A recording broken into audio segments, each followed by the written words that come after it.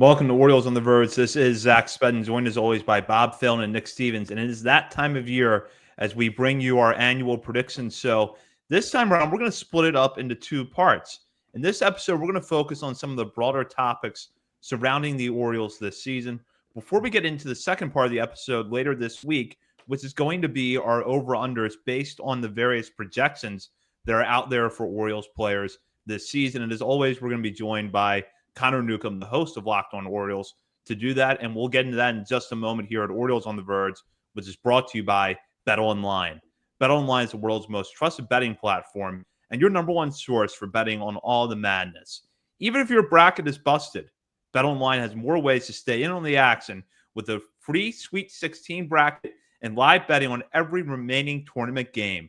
With the largest selection of odds on everything from college basketball to MLB, NHL, and MMA, BetOnline continues to be your number one sports betting source.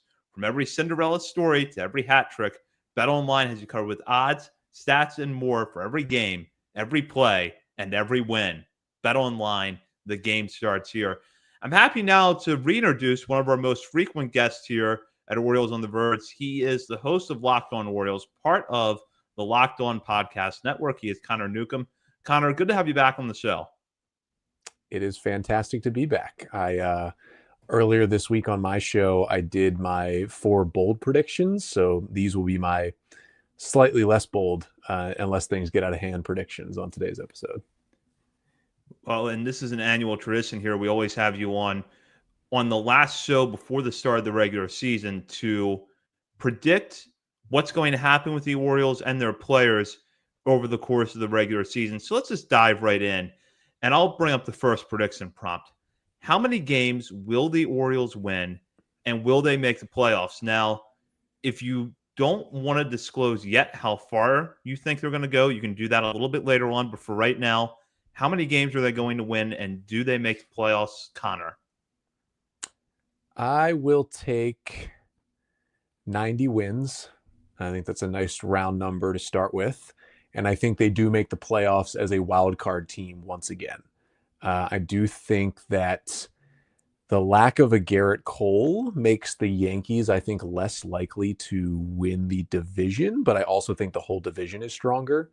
So I think it will just be tougher for any of these teams to just run away with a division. I think it'll be very close, but I think the Orioles will probably finish in second with 90 wins and get a wild card again. And hopefully that's good enough to host a wild card series. But we know how those playoff games have gone at home. So maybe it'd be better to go on the road this year if they do get to the postseason. I do think it'll be relatively close in the East, even if the Yankees aren't as good as they were last year. Boston's better. Toronto's, they're Toronto, but at least for this year, they'll be solid. And Tampa Bay is always scrappy. So I'm going to go 94 wins, and they win the AL East by a few games. I won't say who comes in second just yet. I got you one up. I said 95 to go more around. I think I had 93, as I don't like the unevenness there.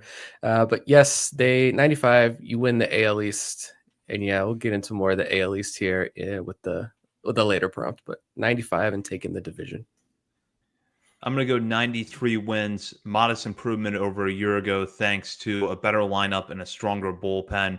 It is not enough to win the East. They narrowly lose the East by a game or two, but it's enough for them to be the first wild card seed. All right, next one is, when will Samuel Basallo make his Major League debut this season? Bob? Well, I think we asked a similar question in the offseason, or at least we talked about this a little bit over the offseason before spring training happened. And I would have said September 1st, he'll get about 125 at-bats and be ready for 2026 to win the Rookie of the Year potential draft pick. But after spring training, I'm amending that to June, middle to late June. I think he'll be up. And he'll be up for good. I think he's going to force his way onto this roster and be a force in the second half of the season. And yeah, I know he's got the elbow inflammation, so he's only DHing in the beginning of the season, but it's the bat. And I think we saw enough behind the plate that he at least looked comfortable back there during spring training games, playing with the major leaguers. We heard Charlie Morton I say, who's this guy? He does a great job framing my pitches, and it was Samuel Basallo. He didn't even know who he was, so no bias there. I think he's a guy that just has that growth mindset, so he's going to improve quicker than most prospects do. I think he's got that Gunnar Henderson side of him where he's just going to exponentially get better, and I think there's not going to be any denying him before July 1st. He's going to be in the majors, and people are going to be pretty happy about it. I do think that for Basallo, the slight setback on being able to catch, I think hurts his. I still think, despite his talent, his one way to get on this roster before September would have been some sort of either Gary Sanchez or Adley Rutschman injury late enough into the season, like not in April, but late enough into the season where they're like, okay, he's continuing to improve behind the dish. He's swinging the bat well in AAA. You know, Adley's going to be out for 3 weeks. Sanchez is going to be out for a month. Let's give Sedwell a little run here and just see what this looks like. I think if he ends up missing, 2-3 weeks a month of catching, I think that's just the one thing that they're obviously still working on some with him. Like the bat is the bat. Obviously, he's still going to improve there, but like we saw it this spring, it's legitimate. If they felt like the defense was fully ready, they may not have even signed Gary Sanchez this year. So I do think that is what they would be waiting on. And because he might, he could be a month behind in starting to catch, I think if there's, an injury to Sanchez in June, I think we'd see a waiver claim or a signing of somebody off the street or I don't really want David Banuelos or Maverick Hanley to be up here, but they'd find somebody to back up Adley for a couple of weeks. So because of that, I will take September 1st. I think my bolder part of the prediction is he will be in Baltimore for all of September without catching a single inning. I think there's a possibility where they carry 3 catchers through September and Basallo is just there to mash and they don't want him to worry about anything else and just mash. And then he'll get behind the plate in 2026.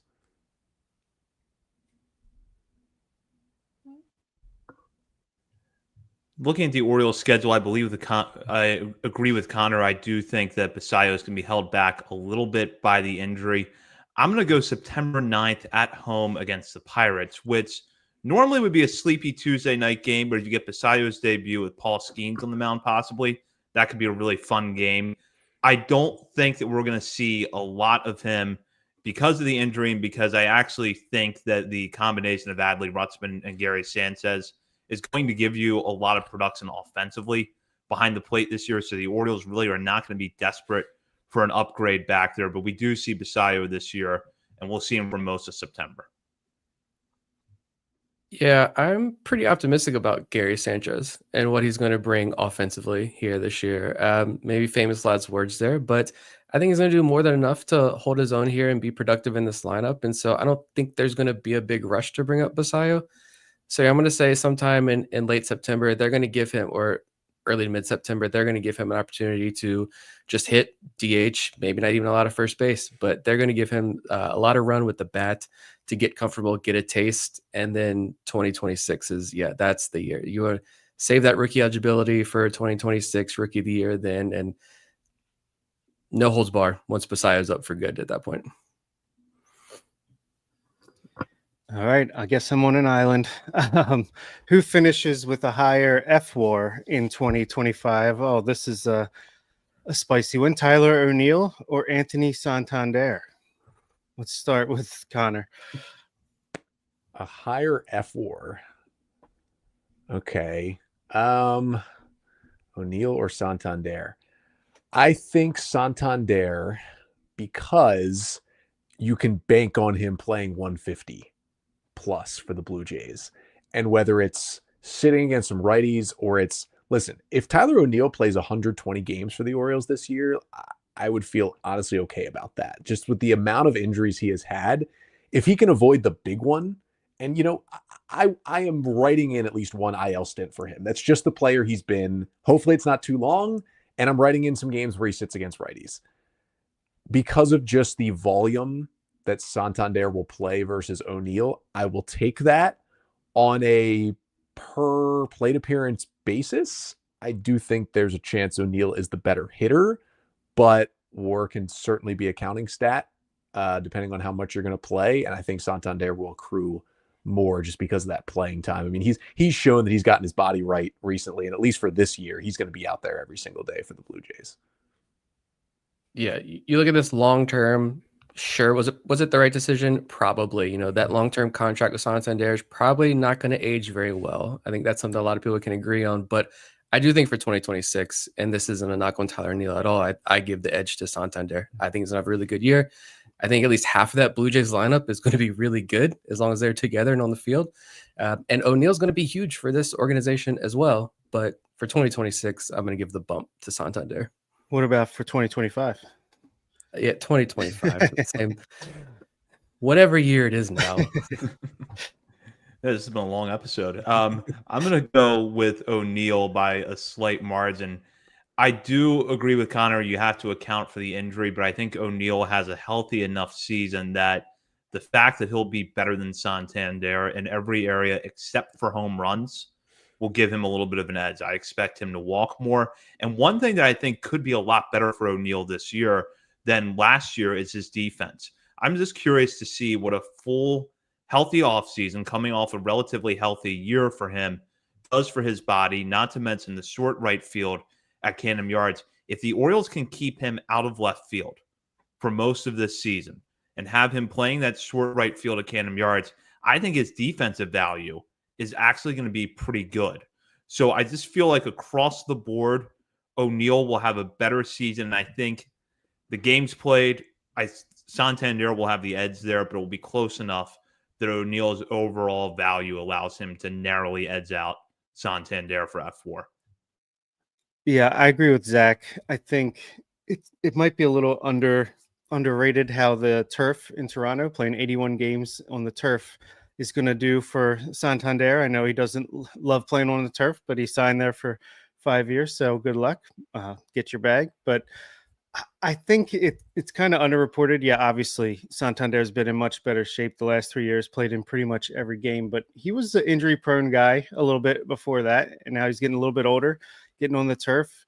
He might have a short IL stint, might miss a few games here and there. So, and I'm going to bank on, maybe it's not the smartest thing to do, but I'll bank on Tyler O'Neill staying relatively healthy. Like Connor said, 120, push 130 games if we're lucky. Yeah, I think between a slight better defensive metrics and just on a per at bat basis, I think Tyler O'Neill is the better hitter. Then I'll give a slight edge to TON. We're now going to have a theme with these next few questions, which is pitchers starting here on the IL. When will we see them? We're going to start with Kyle Bradish. Will Bradish make an appearance with the Orioles this season? Let's start with Nick. Yes, but again, my expectation is very few quality innings that actually matter.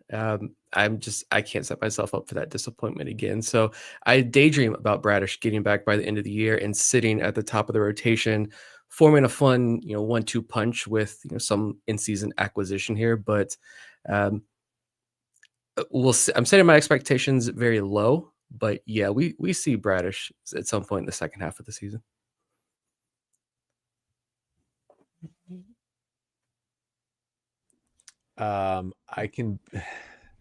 I've talked about on my show a lot that people need to hold their horses a little bit on Kyle Bradish because there's a lot of, again, I'm not completely blasting the Orioles for not really bringing in a number one, but I also have not swung to the other side of, well, they're going to get Kyle Bradish back in the second half because we just don't know that at all. He got the TJ and the internal brace in June.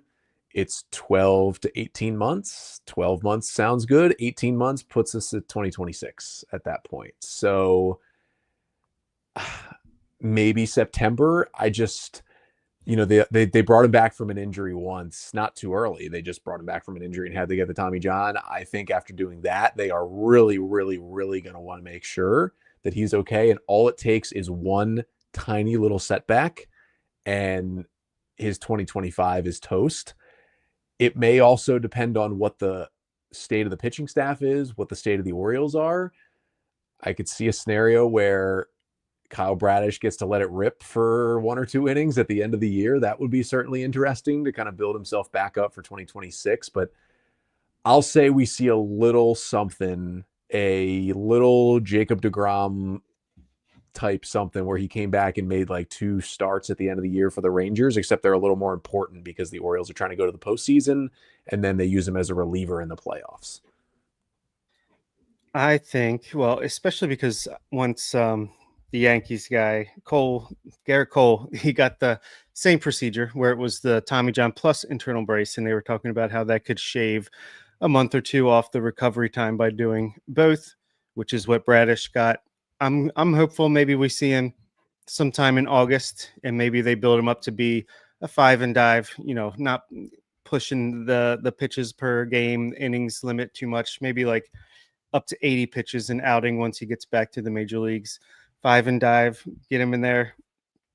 Whether it's used as a starter in the playoffs or down the stretch, or as like a multi-inning weapon that you can bring in after somebody, I think it could be useful. But yeah, you can't plan on that being the case because he could easily just have minor setback or just not recovering quite as fast as you want.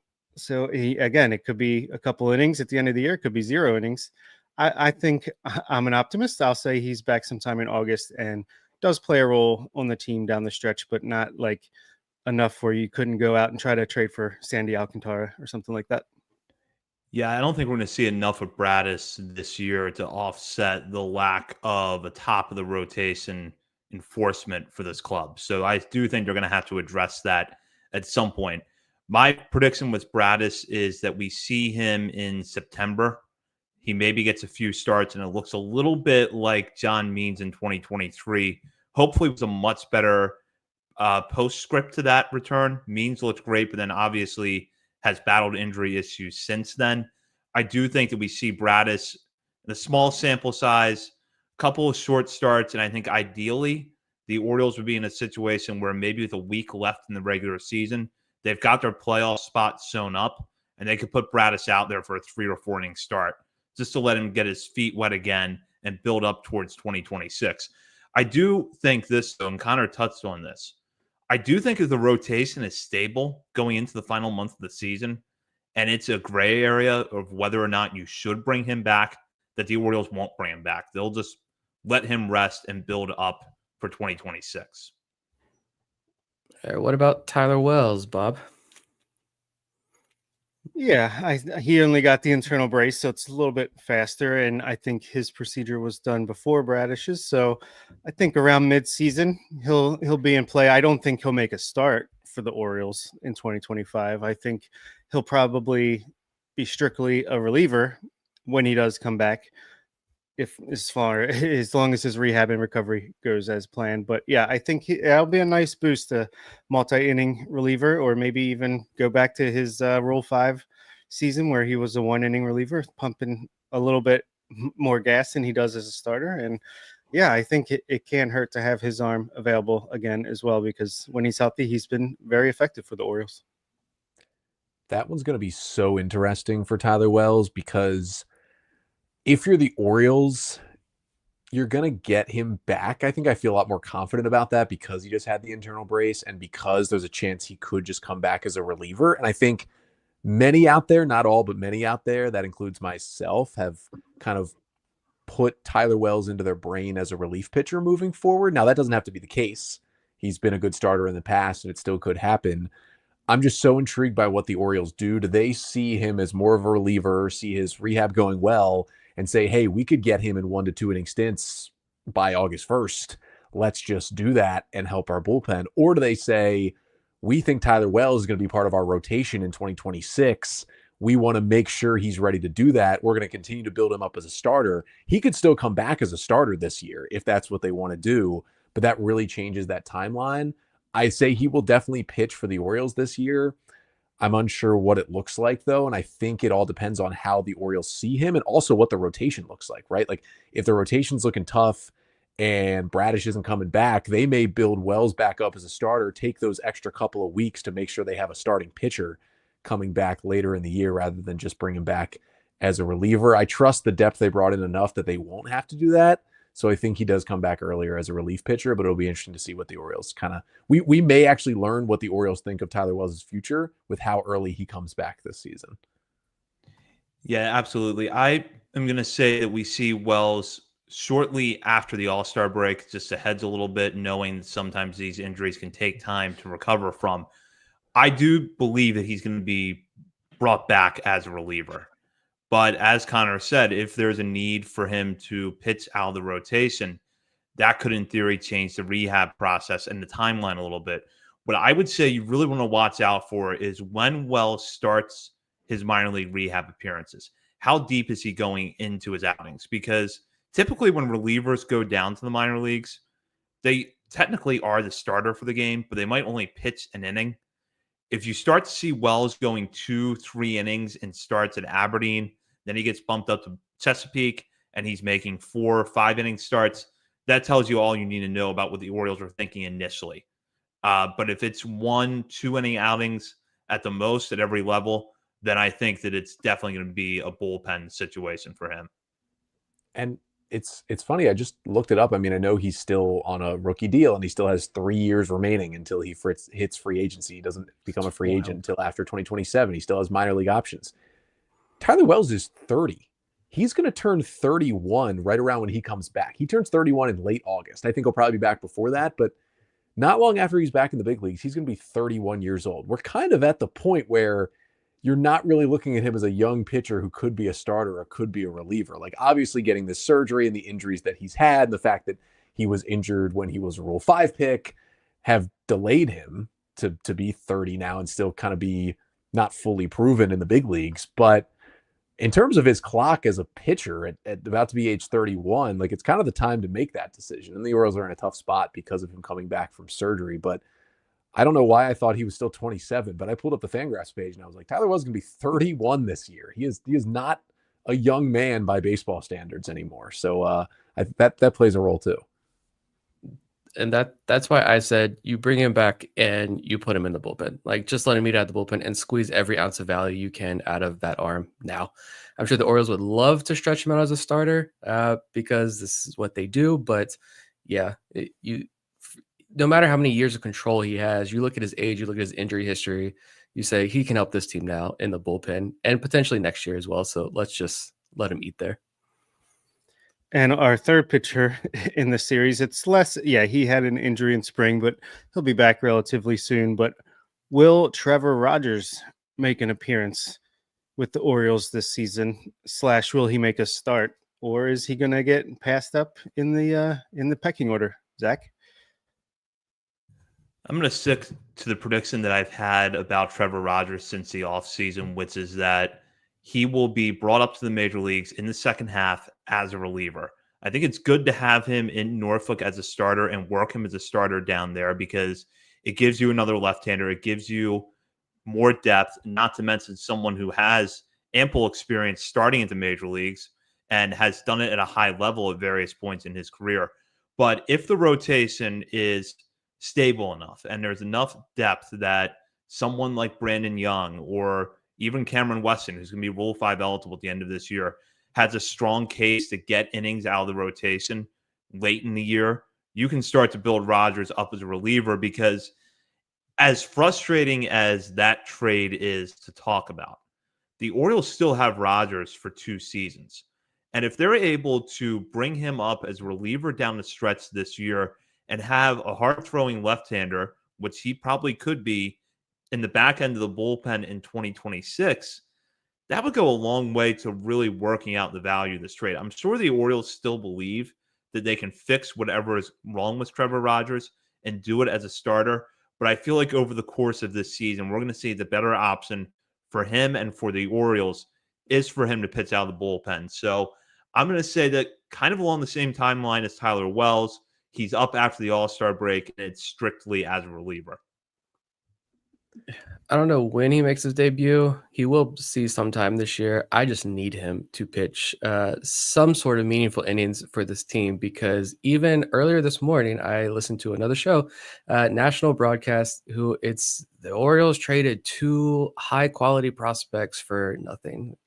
Traded away a quad A outfielder and an okay prospect who was completely blocked in Baltimore. So I just need Trevor Rogers to make some sort of impact this year so we can stop talking about the national media, at least can get over this trade.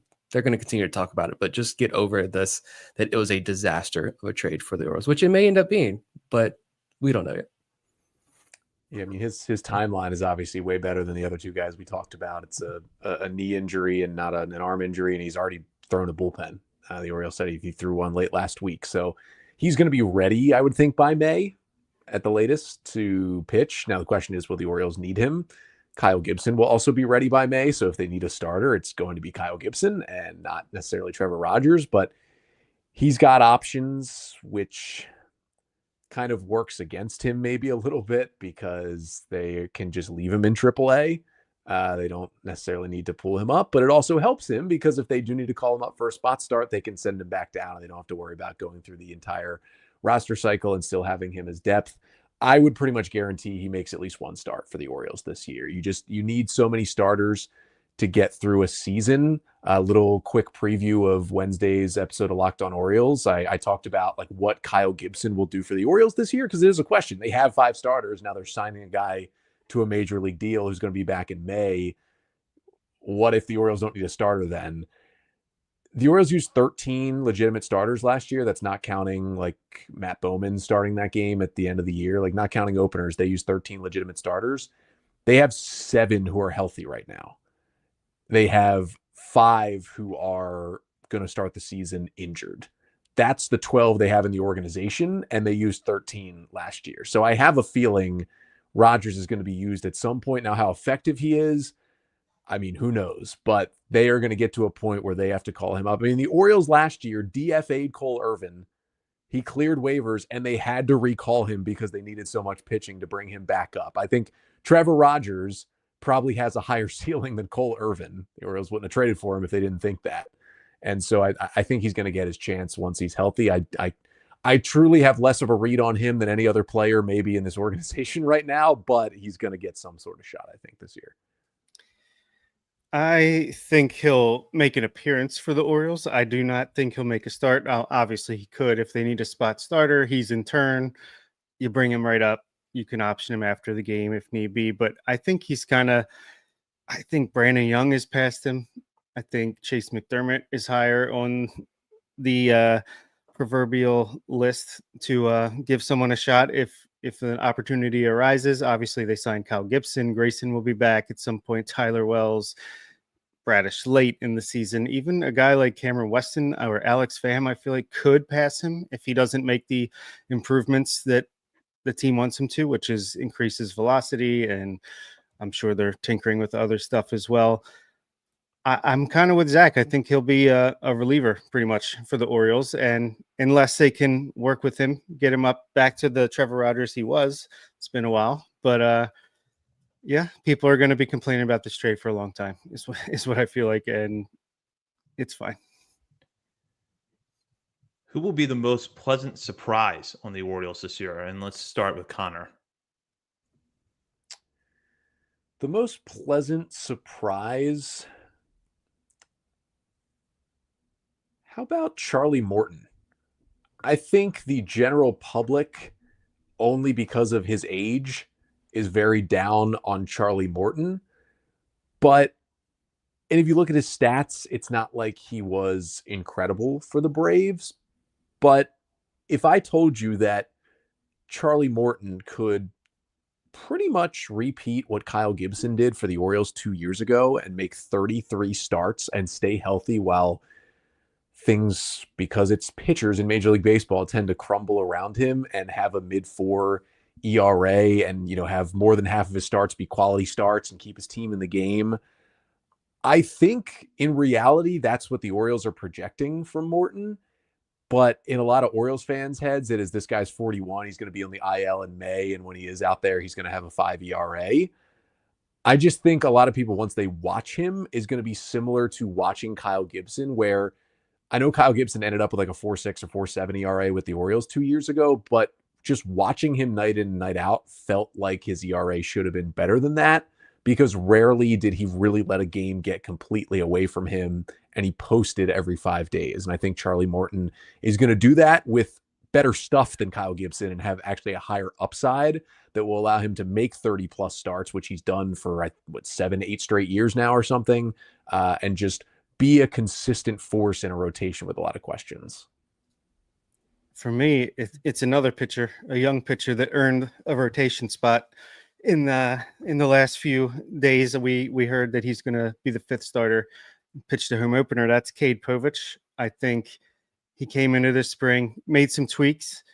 His fastball's velocity was up a little bit. Stuff plus numbers are up to, like, I think he had a 111 stuff plus for spring. He ditched a pitch. He's tinkering. He's got plenty of tools in a toolbox to go to with the pitch mix and keep guys off balance. Even Eno Saris, who has been pretty hard on Povich with not having the best stuff, is now turned all the way around and thinks he's going to be a good pitcher because he's got a nice mix starting this spring. I think he's going to be a guy that he's going to go out and pitch 150 plus innings, around 4 ERA potentially. I think he's going to be this year's breakout pitcher.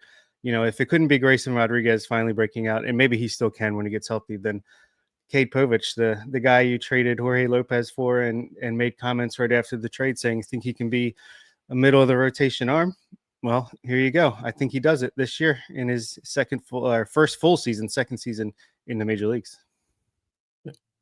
I'm also going pitcher, and I guess it depends on your view and expectations of this pitcher. I think, especially after what we saw this spring training, a lot of people are excited about him. But I'm going to go Tomoyuki Sugano, just because we know he quickly endeared himself to the fan base. So like, this isn't like a bold, pleasant surprise take or anything, but I just think he's not going to blow anybody away. But we look back at the end of the season and say, like, man, Sugano had a really solid year. Like, the super high weren't very high. The super lows weren't very low. He logs more innings than some think he may get this year. And hopefully it turns into a way for the Orioles to really start to become a bigger player in that market of the world. So I think Sagano is going to be really impressive. There may be some current concerns about, he's older. He doesn't have the big time velo, going from the 6-man rotations to the 5-man rotation here in the States. The Orioles going to be able to work with that. And is his body going to be able to hold up? I think he holds up just fine. I think he's a grizzled veteran that's going to be able to successfully navigate his way through the season. Let's make it a clean sweep here as I pick another pitcher. I'm going with reliever Gregory Soto. Soto, I feel like there's been a lot of people have been quick to criticize him. And look, I think the Orioles gave up too much in that trade. I think time is going to show that. But after his first 3 outings with the Orioles last year, Soto was pretty much dominant down the stretch for them. Over his final 16 to third innings, he struck out 20 batters and walked just 4. He was a big reason why that bullpen looked like it was coming off a cliff over the last, few months of the season. Kind of held steady in September. He really helped reinforce some things. So I think that he'll be in a role that is suited to him, which is 7th, 8th inning guy you can bring in against lefties. The strikeout numbers will be pretty good this year. And I think that more often than not, you're going to be glad that he's in the bullpen, especially because the Orioles are probably going to be without Andrew Kittredge for the first few months of the year. And with Sir Anthony Dominguez, that adventure is just, can go a lot of different ways on any given night. So I think Soto is actually going to bring a little bit of stability to the back end of the bullpen and put together a really nice year. What about the biggest disappointment this year, Bob? I'm going to go with the first baseman, but it's not the one you probably think I'm going to say. It's not Ryan Mountcastle. I think he'll actually have a pretty strong bounce back year for him. I'm say Ryan O'Hearn might be a little bit of a disappointment this year. Getting a little bit older. He didn't have the power numbers that he had in 2023. He increased his on base, which was great, but he just wasn't hitting the ball as hard as often in the air. And I don't know. He's, you got some magic out of him. You brought him in, you revitalized him and made him into a key part of the last 2 playoff teams. But I think you might see him fall off a little bit. And honestly, there was not a lot of areas, especially in the lineup, where I could find a crack to even say there's going to be a disappointment. But I just feel like there's a real possibility he kind of falls off, not a cliff, but just a little more than maybe a lot of people are expecting. And then luckily we have a lot of players in AAA that could be able to step up, whether it's spring training heroes, the Machine, or Dylan Carlson, or Samuel Basayo at some point. yeah, I think he might be replaced at some point during the season on the roster. I think I'm going to do a cop-out answer a bit because I'm going to say it's going to be this player or this player. But they've been on similar trajectories so far in their career. I'm going to say it's either going to be Colton Cowser or Jordan Westberg. I think one of them is going to have just a bit of we'll call it a sophomore slump because it's their second full year in the big leagues, even though they both did debut in 2023 and in Westberg's case, play a big role down the stretch in 2023. I just think with Westberg, he was an all-star last year, and then we didn't see him in the second half. So we still haven't seen what a full season looks like for him. And it is harder to project when you haven't seen a full season in the big leagues if that 125 WRC plus is actually something that he would do throughout a whole season. And he has a swinging strike rate that doesn't truly match up with his fairly low strikeout rate. And there's some worry that could jump a little bit, the K rate this year, that the contact could go down a little bit. I think Jordan Westberg is a fantastic player. I just think people think he could ascend to like not the gunner level, but the level below that as a player where he is a perennial all-star. And I'm not sure he's that player, and that's okay. I think he's more of a player that makes an all-star team every once in a while, but is just a really good regular in your lineup year in and year out. And I think that will disappoint some people if he has a little bit of a down year. And if it's not him, I could see a situation where Cowser keeps hitting the ball hard and plays great defense, but the strikeout rate stays above 30%. And it's just like kind of a slog to watch him at times. But whether it's that Westberg or Cowser, I think it's more of a sophomore slump than anything that shows what they'll really be throughout their career. I think it goes without saying that most of the time when we make these predictions, we hope we're wrong. And I really hope I'm wrong on this one. But my expectations for Cedric Mullins coming into this year are not very high. We've talked about it a little bit before, and there's a lot of nuances to Mullins' season last year that you could pick apart. His first half was terrible. His second half, in August in particular, was pretty good. And he was great for the Orioles in the playoffs. But when I start to dig into the data, I see some things that really alarm me. His bat speed last year was in the 33rd percentile. Hard hit rate, 16%. Barrel percentage, 20%. Average exit velocity in the 16th percentile. He just did not hit the ball that hard last year. He's the kind of player that will still give you some value if he doesn't hit because he has the speed and he has the defense. But I do get concerned that if Mullins struggles, up until the All-Star break and even a little bit through it, you're going to start thinking about, okay, what are we going to do in center field for the rest of this year? Because while Mullins is a good guy to have off the bench, we can't run him out there night after night anymore. And not to mention, we know that when Cedric Mullins gets into a rut, he is basically unplayable against lefties. And that concern, I think, is going to be really compounded by his struggles if he gets off to a slow start this year. Now, a little bit later on in the show, I'm going to talk about how the Orioles are going to address that. But for now, I'm going to say I think Cedric Mullins has a down year. Yeah, I like Zach's preface there to his answer. We do hope all of these are wrong, and this is the hardest one for me to kind of think about. But I don't have good vibes about Grayson Rodriguez. But year 3 now with injuries, and I know it doesn't seem too serious, and he's essentially starting spring training now and hopes to be back soon once he ramps up. But I need gas can Grayson back on that mound, but I am prepared for Grayson to be one of the bigger disappointments this year that we just don't see much of him this year, unfortunately. But I hope that one is dead wrong. Yeah, absolutely. That's a great point. We're always trying to be positive, but there are always disappointments every year. So we got to try to pick them.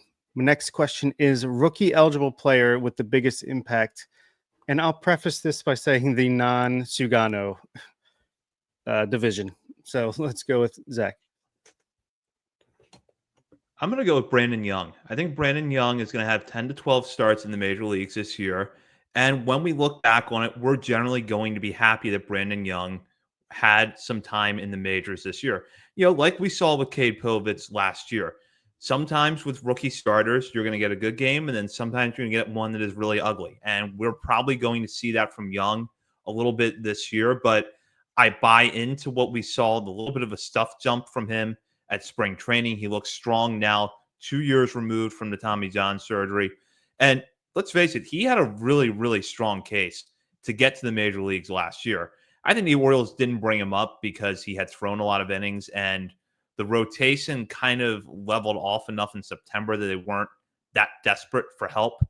But he easily could have logged his first appearance in the major leagues already. I think he's very close to being major league ready, and he'll get his time this year, and it's generally going to be productive and successful. I've got the same answer, so I'll just add to that. Once he got sent down to minor league camp earlier this spring, I wrote something quick up over on Substack, and it was small spring data. Obviously, it was only like 6 innings, I think, of StatCast we got from him. That might have been his entire spring data, his spring performance actually. But a lot of the pitch data was very similar to his AA numbers. And I remember when Lance Bresdowski brought those to light last season, I think I don't know if you mentioned the article or you mentioned when he came on the show, but some concern about how that would regress with the pro ball and AAA. And it seemed like that did happen.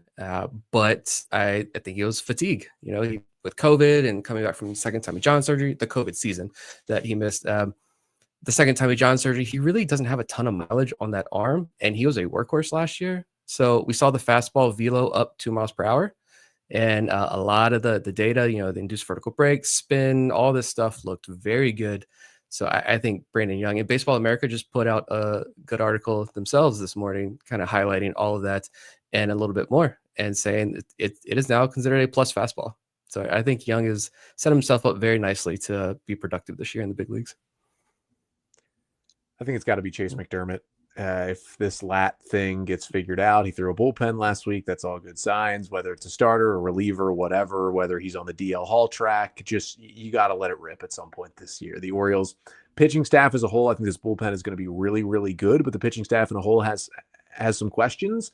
And Chase McDermott right now, in terms of stuff, is probably a top 10 arm in this organization, maybe. It combines stuff with proximity to the big leagues. Like, at some point, he's got to let it rip. Maybe it'll be in a couple of different roles, but I'm excited about that. I thought actually you guys would say Chase McDermott already, so I had another answer holstered, but I wanted to jump in with McDermott. I will just throw out this name because the Orioles have a really good bullpen, and one of the reasons why is I think they have a really strong trio of lefties in Aiken, Soto, and Perez. But if one goes down, the next lefty to call on is one Luis Gonzalez, who is now on the 40-man roster. And I am intrigued to see if a lefty did go down, if the Orioles just kind of added another righty, because there's probably some righties above Gonzalez in the pecking order, or if they said, we really like having this many lefties in the bullpen, we put this guy on the 40-man for a reason, and kind of finally he gets to see what he could do in Baltimore. I am a big Luis Gonzalez fan. I like that shout. And I also love Brandon Young. I think it was in that Baseball America article that he's learning a sinker now too. He wants to, that seems to be the trend, multiple fastballs. Love that. He's probably have the best fastball on the team if he was in the majors right now, or at least as of the starting pitchers, I should say. Big Brandon Young fan. Chase McDermott as well. Yeah, I think he could have an impact out of the bullpen, especially late in the season. But I'm going to say Kobe Mayo. I think him getting sent down, all the comments, all the hoopla around that. Is he going to be traded? Is he going to get overpassed or not get a chance this year? I think he's still going to be up relatively soon. And whether it's because of an injury or because of underperformance by somebody, I think he's going to get a chance, and I think he's going to seize it. And I think he'll get 250, 300 plate appearances, and by the end of the season, be another offensive weapon that one of the best offenses already in the game has at their disposal. I think that's a good segue to this next question, which is where will the Orioles offense, starting rotation, and bullpen rank in MLB? And I'll go back to Bob for this one. I think the offense will be top 5, maybe top 3 in baseball. I think the bullpen will be between top 5 to top 7, as long as Sir Anthony Dominguez isn't giving up 2 home runs every outing. And the starting pitchers, I'll say, I think they'll be better than, I think I saw 26 somewhere today. I think it'll be better than that. I think it'll be in like the 17 to 22 range, if I had to guess.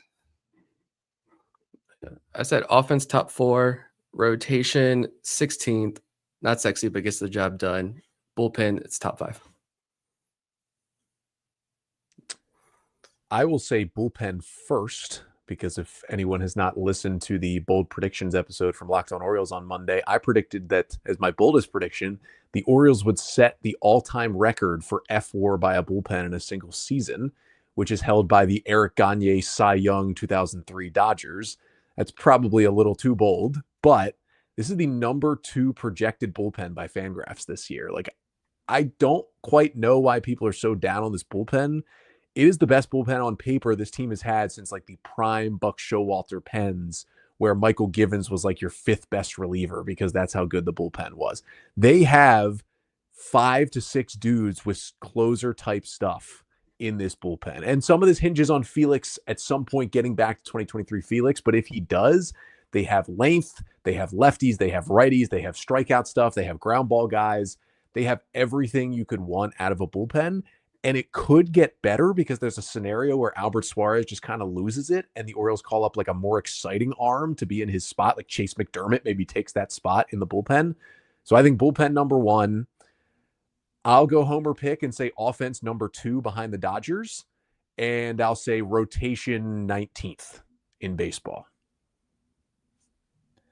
I'm going to go bullpen second. I agree with everything that Connor said. And one other thing I would add to that is I actually think the depth at Norfolk this year of pure relief type arms, not even counting the guys who are starters like Chase McDermott that could come up and pitch out of the bullpen, is pretty impressive this year. I mean, if not for an injury, Matt Bowman would probably be in Norfolk's bullpen right now. You have Luis Gonzalez, who we mentioned earlier. There's a lot of interesting arms that are going to be pitching out of the Tide's bullpen this year. So your reinforcements from AAA, if you have an injury, especially a short-term injury, are going to be pretty solid. The lineup, I think, will finish 3rd in the league in most rankings. And then I'll go the rotation at 18 with noticeable first, second half splits, and that the second half is better than the first. I like it. Lots of bullpen arms to look at. We talked about already, but who's going to be the breakout reliever in 2025? Maybe not for the whole season, but at least for a chunk of the year. Orioles fans are talking about. Connor, you going back to Luis Gonzalez? Well, yeah, I think it'll be Luis Gonzalez. I think at some point he gets a chance. I don't know if Brian Baker can break out when he's already had a good season in the big leagues in 2022. Can he re-break out? If anyone listens to Effectively Wild, all they've talked about for 3 months is what is considered a breakout player. So Brian Baker maybe not a breakout if he's already had a good season, but Luis Gonzalez could definitely be one. I mean, you could have this plethora of dudes who could get to the big leagues, like a Cameron Weston or a Chase McDermott in that role. Or, I mean, count me on the Levi Stout train. I am extremely intrigued by what he does on the hill if he sticks to this organization. I think there's some interesting NRIs. Like, the depth plus the top end talent of this bullpen is very exciting. But yeah, I think Luis Gonzalez will just flummox hitters with like a 17% strikeout rate and like a 72% ground ball rate, and just keep getting. He will be lefty Dylan Tate for this team. I think there's a chance. I'm going to go with a guy that's on a lot of people's radars already, and his short stint in the majors last year prompted some excitement. I think Colin Selby at some point comes up this year and puts together really good work in middle relief. It might, hopefully the bullpen is healthy enough that you don't have to bring him up too early in the year. But as I just mentioned a minute ago, there's a lot of solid pure relief arms that are going to start the year in Norfolk. Selby is certainly among that group. The pitch data with him has always been good. It's been a challenge for him to consistently have success in the upper levels of the minor leagues. But I think he puts together a nice start to the season in Norfolk.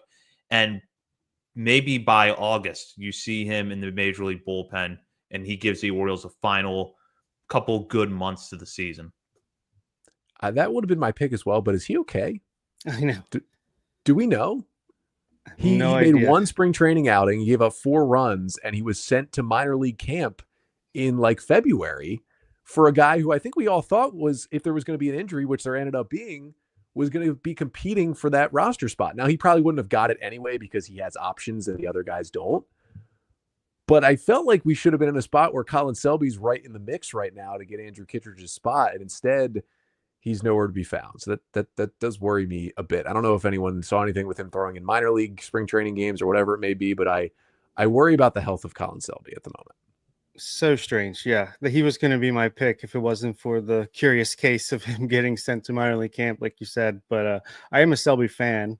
Also, I think a guy that is super under the radar, Gerald Ogando, was like having some real success late in spring. And I'm very curious to see if he gets a look. But my pick's going to be Thad Ward.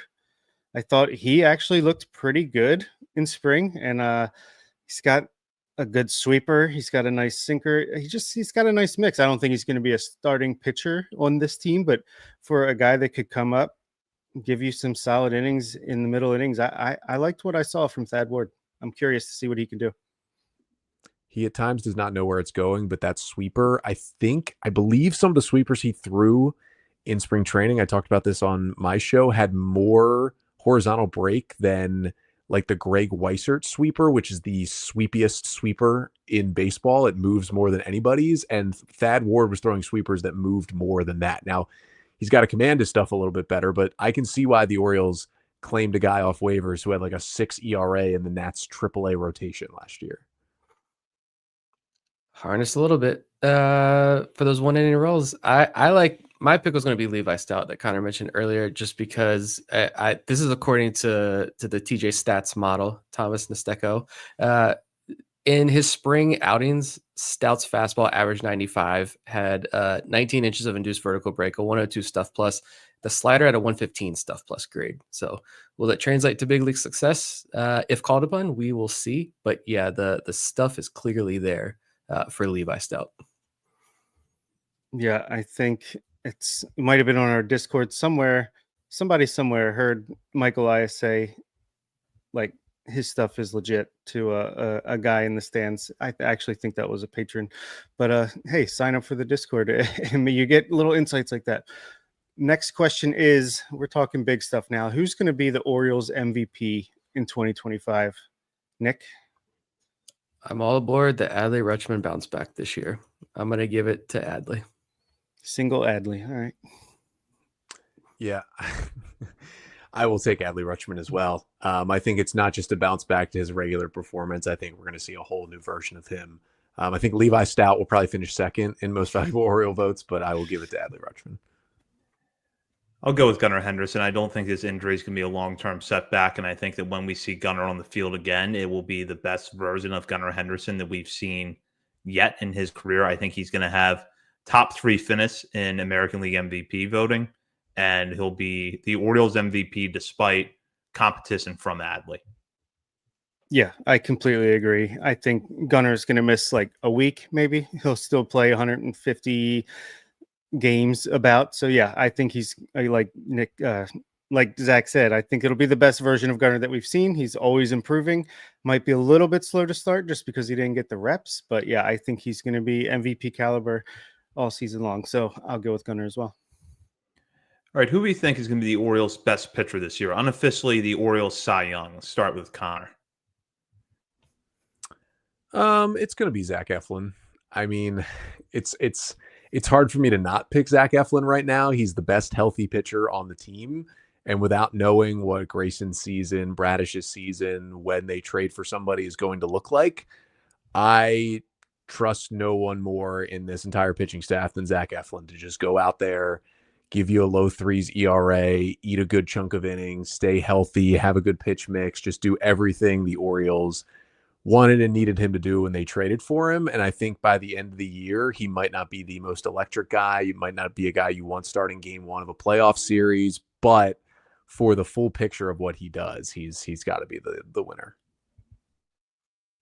I like it. I don't know what we were predicting a couple weeks ago, or this is probably like 2 months ago at this point, but I'm pretty sure I had Sandy Alcantara like leading the team in innings. I thought that was going to be eventually be the move. It is not, so I can't pick him for this one. So yeah, it's same thing. I'm going with the opening day guy, Eflin. But I just think because this is going to fit my narrative, it's going to be Zach Eflin, and the Orioles extend him. Like that video of his daughter telling him he's the starter, the opening day starter, was as heartwarming as it gets. Especially being a girl dad myself, but anybody with a heart had to feel the warm and fuzzies there. Watching that was awesome. Girl dads rock. Eflin rocks. He's gonna win this thing and lock him in. Yeah. Part of me wants to pick Dean Kramer here because I don't know. I feel like he struck out 10 guys in a short stint late in spring. I feel like his stuff is getting better. And the other part of me thinks he's going to pitch his way out of the rotation. So I will avoid that. And yeah, it's Zach Eflin. You can't really pick anyone else right now, I don't think.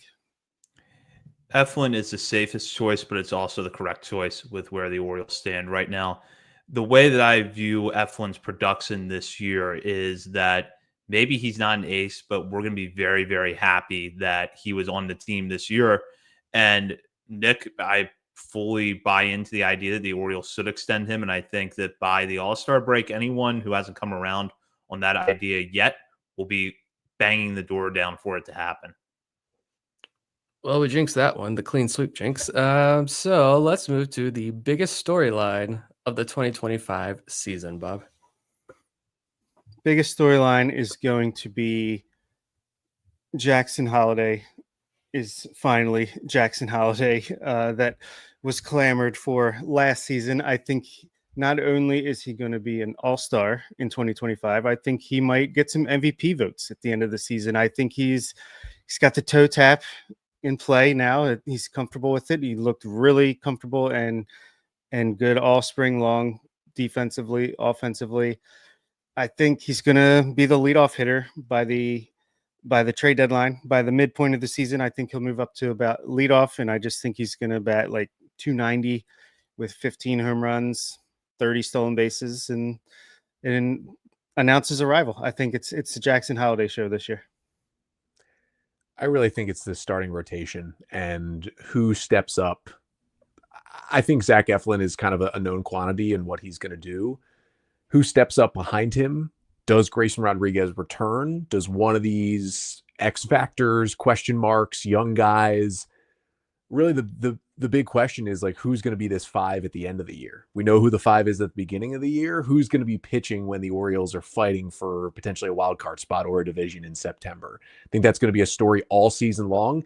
It's been a story since the moment Corbin Burns signed with the Diamondbacks, to be honest, and it is going to continue to be that way all year. And I think it is going to be because this team is going to have a top 5 bullpen and a top 5 offense. And it is going to be, will the starting rotation A, be middle of the pack and let those other groups win them games? Or B, will it be around where Fangraphs projected it today, which is 23rd? And will it lose them games in ways that the bullpen and the offense can't make up sometimes? I think that's going to be the storyline, not just in general for the whole season, but night in, night out. Honestly, on the 4 nights Zach Eflin doesn't pitch, I think it's going to really be a storyline, especially to begin the season.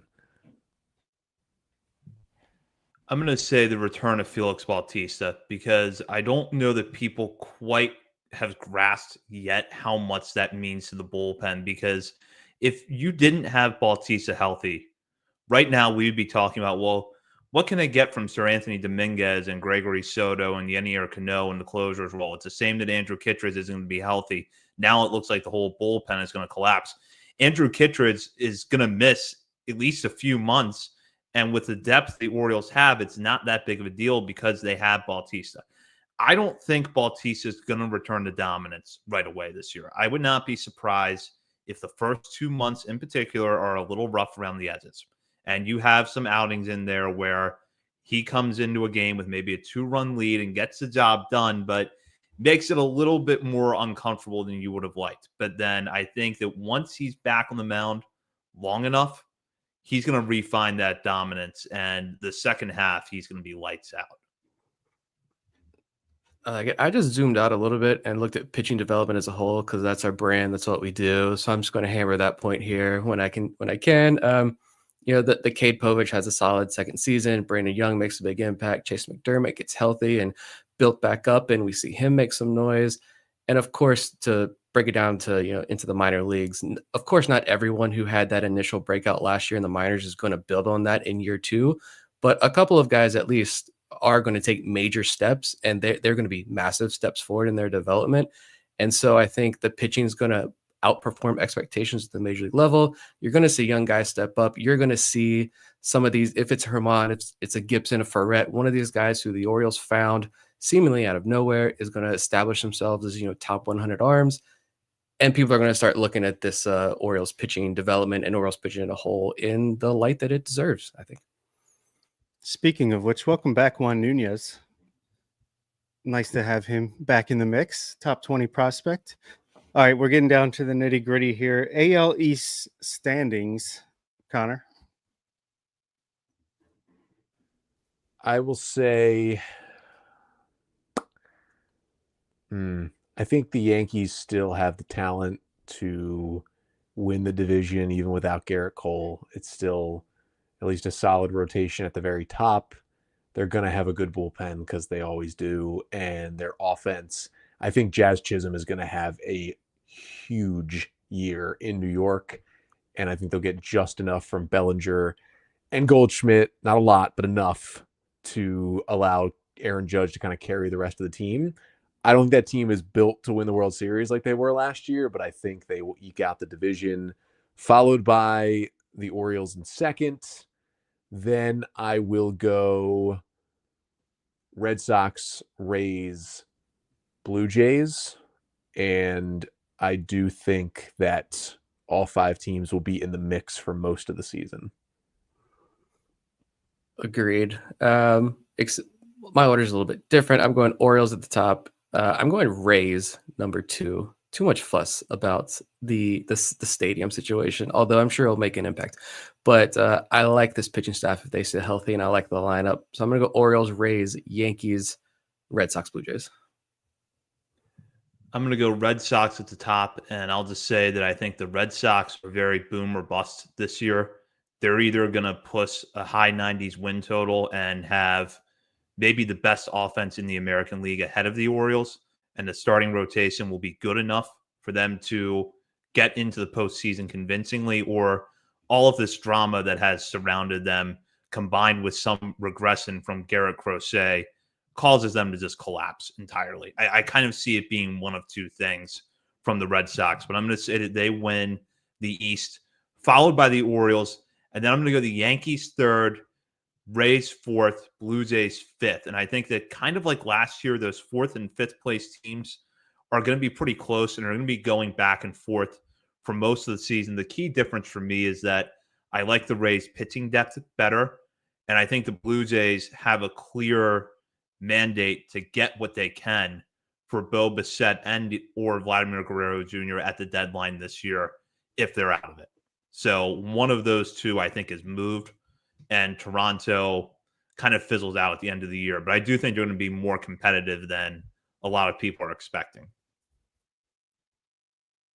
Yeah, okay. I'll say Orioles first, Red Sox second, make the wild card, Rays third, fight for a wild card. Maybe they get into. I do think it's going to be bunched up pretty closely. I don't see any team like losing 100 games or maybe even 90 games in the East. I'll say Yankees fourth. I just think if Aaron Judge stubs his toe, they're in a lot of trouble. Even with him there, I think they are on the outside looking in.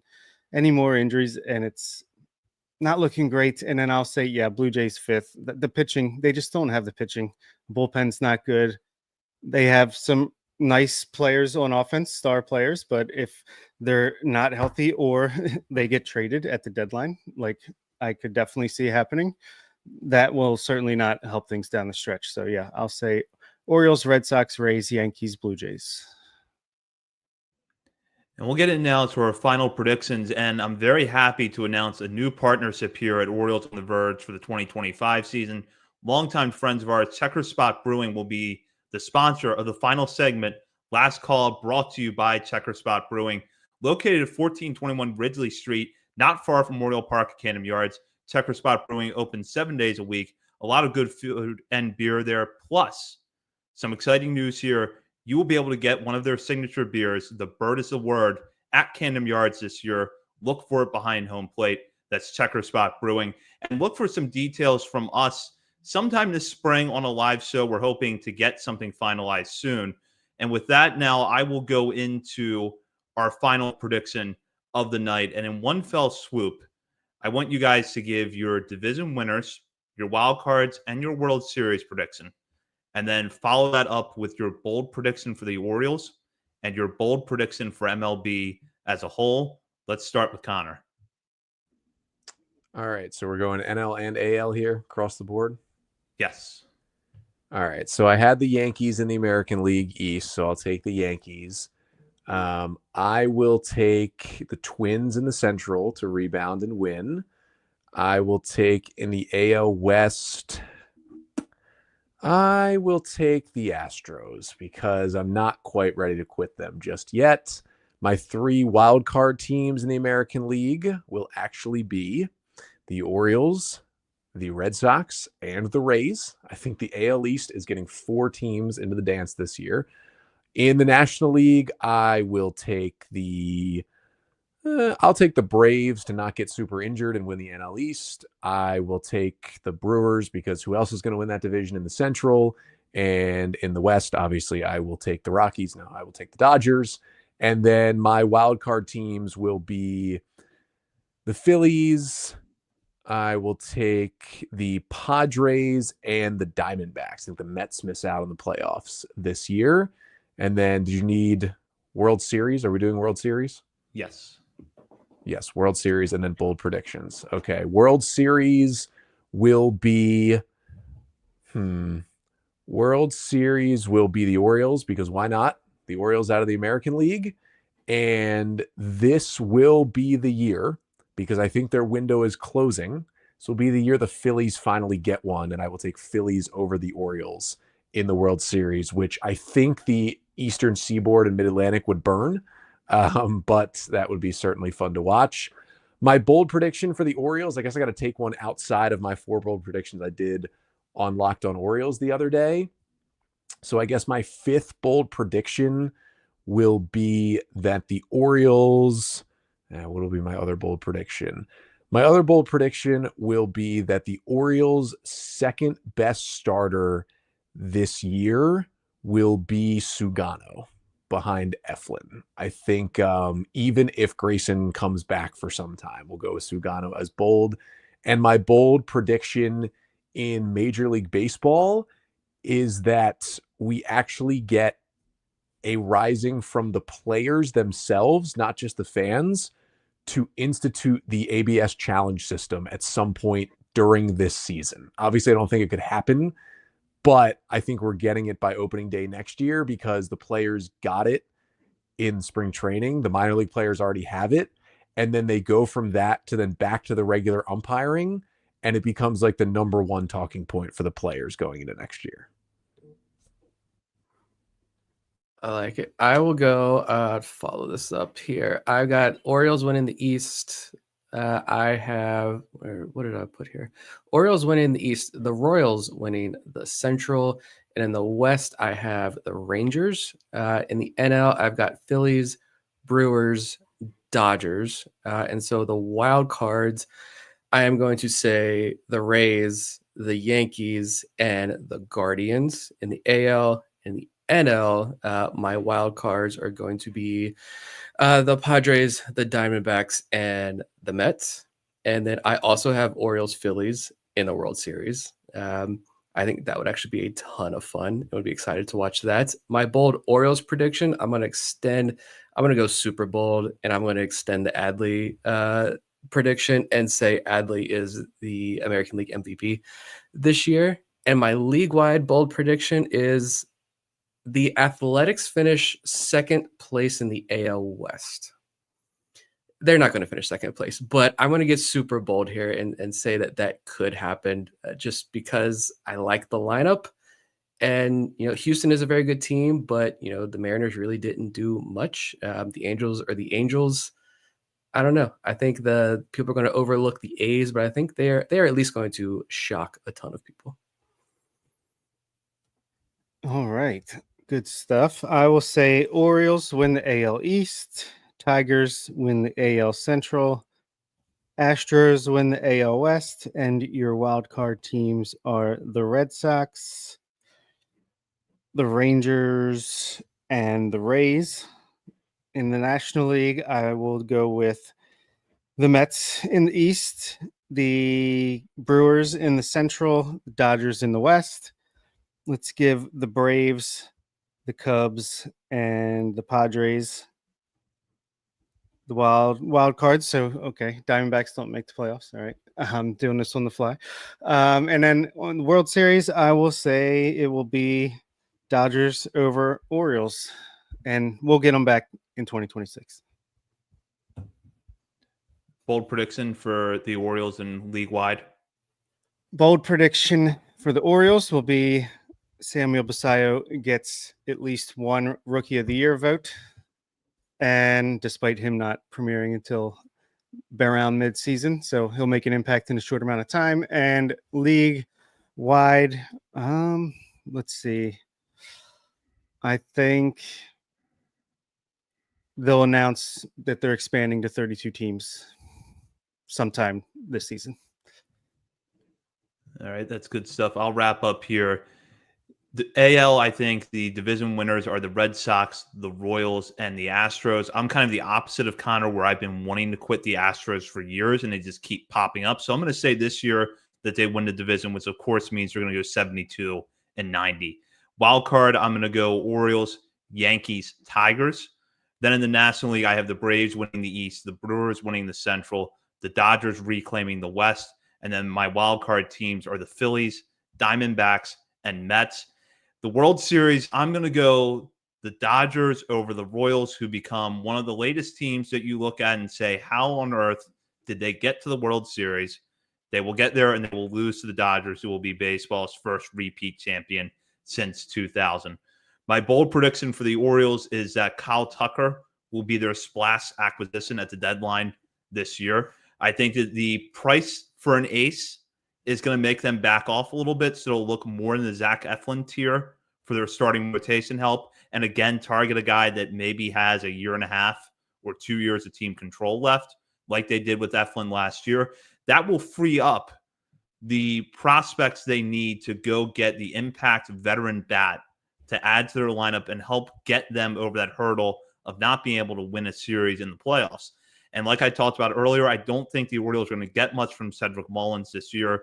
So they bring in Kyle Tucker to offset that, get more offensive production out of the outfield, and we see a lot more Colton Cowser in center field over the final couple months of the season. And then my bold league-wide prediction, the Padres will trade Dylan Cease at the deadline, but not Michael King, because A.J. Preller just can't quit entirely. They will miss the playoffs, and Cease will be traded to the Braves, who will need some rotation help to fend off the Phillies and the Mets. And with that, that does it for the predictions. We'll be back later this week to give you over-unders for the Orioles players based on their projections that are posted over at Fangraphs. In the meantime, you can check us out on many social media channels, including Facebook, Instagram, Threads, X, TikTok, and YouTube. We're also over at Substack, OriolesOnTheVerge.substack.com. And while you're browsing around the internet, be sure to head over to our Patreon community and sign up to become a member today. Beginning next week, we will have bonus weekly coverage throughout the season, as well as monthly updates to our top 50 prospects list and more. You're not going to want to miss that. Thank you, Connor Newcomb, for joining us. Connor is going to be back with us later on this week. For Bob Phelan and Nick Stevens, this is Zach Spedden. You've been listening to Orioles on the Verge, presented by BetOnline and part of the Believe Podcast Network. Welcome to Orioles on the Verge. This is Zach Spedden, joined as always by Bob Phelan and Nick Stevens. And on tonight's episode, we are joined by Connor Newcomb of Locked On Orioles once again to dive into part 2 of our projections, which is over-under for the Orioles and their players based on the projections posted over at Fangraphs. We're going to get on that in tonight's episode, which is brought to you by BetOnline. BetOnline is the world's most trusted betting platform and your number one source for betting on all the madness. Even if your bracket is busted, BetOnline has more ways to stay in on the action with a free Sweet 16 bracket and live betting on every remaining tournament game. With the largest selection of odds on everything from college basketball to MLB, NHL, and MMA, BetOnline continues to be your number one sports betting source. From every Cinderella story to every hat trick, BetOnline has you covered with odds, stats, and more for every game, every play, and every win. BetOnline, the game starts here. And as we've done every year here at Orioles on the Verge, we're going to take some projections that have been posted publicly leading up to the season, and we're going to guess whether an Orioles player is going to outperform or underperform based on those projections. In the past, this was kind of a ending to our regular predictions episode, but then the number of over-unders we were coming up with was so long that we just decided this year we're going to break it out and make it its own episode. So, Connor, I'm going to bring you in for this one, our first prediction. Over-under 5 F4 for Adley Rutschman, which is what Zips has him at for 2025. Hammer the over. Hammer it. He is winning most valuable Oriole. He is getting the most MVP votes on the Orioles. He is not just bouncing back. He is surging to a new level. I am hammering the over. It's going to be a good defensive, good offensive season. Easy over. Yeah, I just predicted Adley to bold prediction to win the league MVP award, so it's going over. Yeah, he had 5 WAR in his rookie season at age 24, 5.6 in 2023. So yeah, I think we can clear over 5 this season for sure. The second half, I think, of 2024 is going to end up being an anomaly over the prime of his career. So yep, over. Clean sweep. I think he would have gotten over 5 last year if not for the sharp downturn in the second half. He avoids that this year and he gets the over. Jackson Holliday at 9 home runs and a 108 WRC plus in 110 games. What do we like about that line, Zach? I'm going to go over on both. I think the WRC plus is going to be higher, and I think he finishes around 12 to 15 home runs. This is what Oopsie had in 110 games for him, and I think he's going to get more action than that, so I think that this is going to be over for both numbers. The Jackal is going to go way over all of these numbers. 140 games at least, 115 WRC plus at least. I already said 15 home runs on the previous podcast. It's a breakout season. Give me the over. I think the 8 home runs is actually an easy over. I think it'll be a slight over for the WRC plus and for the games played. I think he'll sit against some lefties. You never know what the production will look like, but the homers, I just feel like just from seeing Jackson, people are thinking he's going to be more of a 10 to 15 guy, whereas I think he's going to be an easy 20 homer guy once he gets going in the big league. So I think, to have the projections at single digits, I'm taking an easy over. Yeah, this is another easy, clean sweep. I think young player who wasn't very good for a lot of time. He was up last year, so projections, I imagine it's hard to come up with a good projection from him. And as Rock Kabako pointed out today on social media, there is a banner and a T-shirt in the store. So this is the season of Jackson Holliday. Absolutely. How about Ryan Mountcastle, a divisive player in the fan community? 24.5 home runs, over under. Nick? 25. Over. I know half the Discord is going to be mad at this response. I'm going to go under very slightly, 23. I'll go under in the low 20s. Maybe he gets over 25, but not with the Orioles. I think that's also a possibility here as well. That's a good call there. I just don't think he's going to play enough to hit 25 home runs. If you look at things right now, he's kind of a short side platoon. I mean, obviously he'll get some run against right-handed pitching too, but this offense is so good. You gotta find room to fit him in. So I'll say under. I think he'll be in the teens, the high teens. All right, let's go with the pitcher projection now. Oopsie has Zach Eflin with a 3.89 ERA and a very close FIP at 3.83. Nick, are you taking the over or the under on those numbers? Over. It's a 3.98 ERA for Zach Eflin this year. Nice exact number. I'll go under. I could see him in like the 360s, 370s, but I mean, not under by much.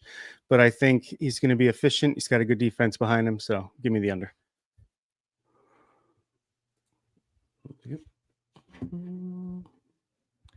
Connor, what are your thoughts on this one? I will take the under.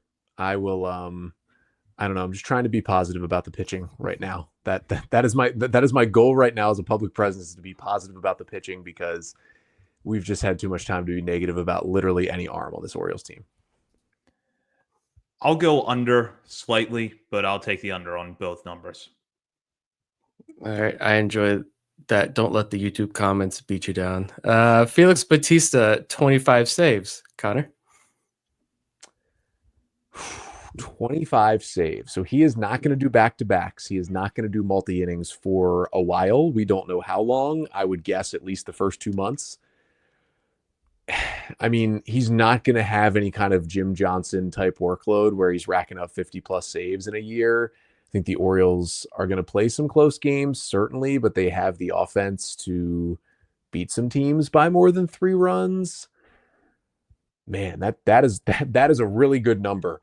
I'm going to say under, because not because he has setbacks or anything, but I think the Orioles have so many other good options to fill in for him early in the year, and then he just doesn't get enough chances to do it later in the season.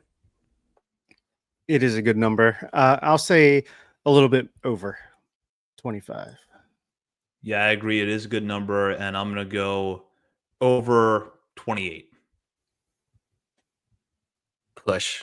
He gets the 25 saves the last week of the season there. All right. Colton Cowser should have been Rookie of the Year last year. Does he have more or less, over or under, I should say, 21 home runs? Zach? I'm going to go over. I think there's clearly some things that Cowser has to work on, particularly the swing and miss. But you look at how hard he hits the ball, the ballpark he plays in, and the 24 home runs that he hit last year feels about right to me. I don't think he's going to go out there and have a huge year over what he did last season, but I see him closer to 24, 25 home runs this year. So I'm going to go the over.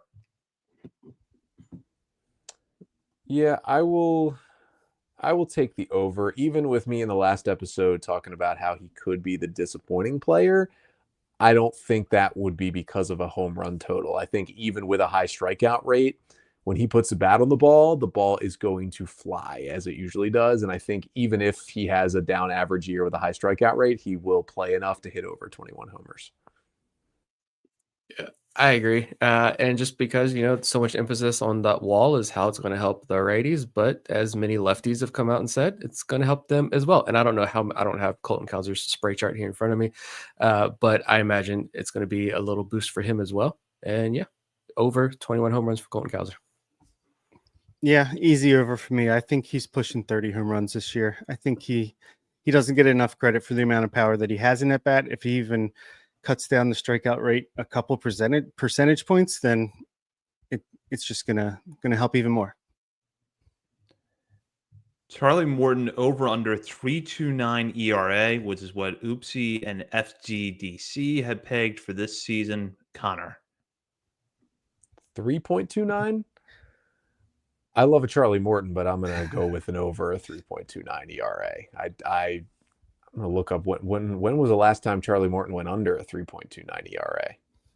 Let's see. He went under a 3.29 in 2019 with Tampa Bay. That was his big 6-WAR season. I will take the over on that. Yeah, I'll take the over on that. I do think he will have a better ERA than Max Scherzer or Justin Verlander and win that old man battle. But yeah, over 3.29 for sure. I just had to step in real quick and correct that number, 4.29. Just double check that. 4.29. Yes. The 4.29. That does make more sense for Charlie Morton projection in the year 2025. I will take, he's gone under a 4.29 in 3 of the last 4 seasons, so I'll go with the under now on a 4.29. Yeah, I'll go under. I think it's probably right around 4, whether it's a little bit over, a little bit under, but yeah, less than 4.29. Somewhere between 3.29 and 4.29 for sure. I'm going to go a tad over. He's still going to be very effective workhorse for this team, but I'm going to say slightly over for Morton. I agree with Nick. I'm going to go over.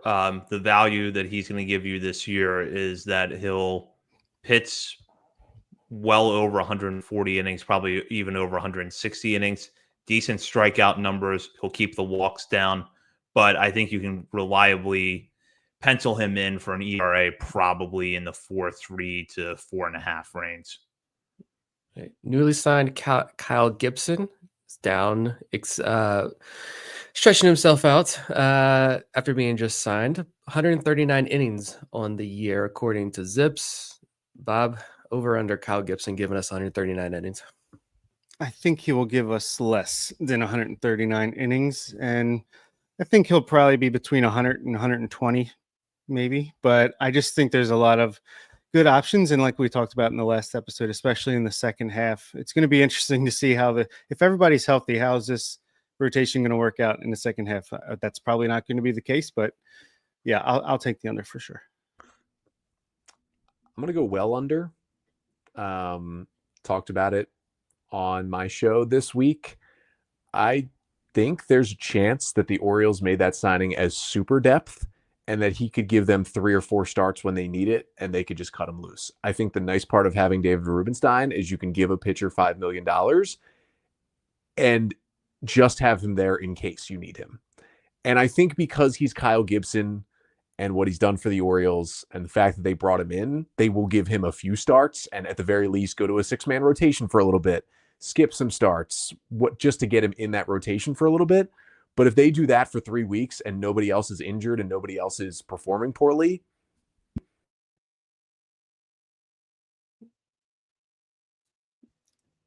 big Orioles cut him off. let him go find other places as the mic comes back. You found their secret plan. Couldn't have you saying that live on air. I'm going to go with the under. That feels like a pretty safe under because he's not going to start the year in the major leagues. And I agree with Connor that just because he got $5 million over a 1-year major league deal doesn't mean he's guaranteed to stick on the roster all year. I wouldn't be shocked if he sticks on the roster all year, but I don't view it as a formality. Yeah, I'm hoping we don't see more than 139 innings from Kyle Gibson this year. I'm not a hater. I just am praying for good health from a lot of younger arms and younger guys stepping up that have good seasons this year. Absolutely. How about Kobe Mayo? 179 plate appearances on the season. That's from the bat in ATC. That's what they have him with. Let's go with Connor.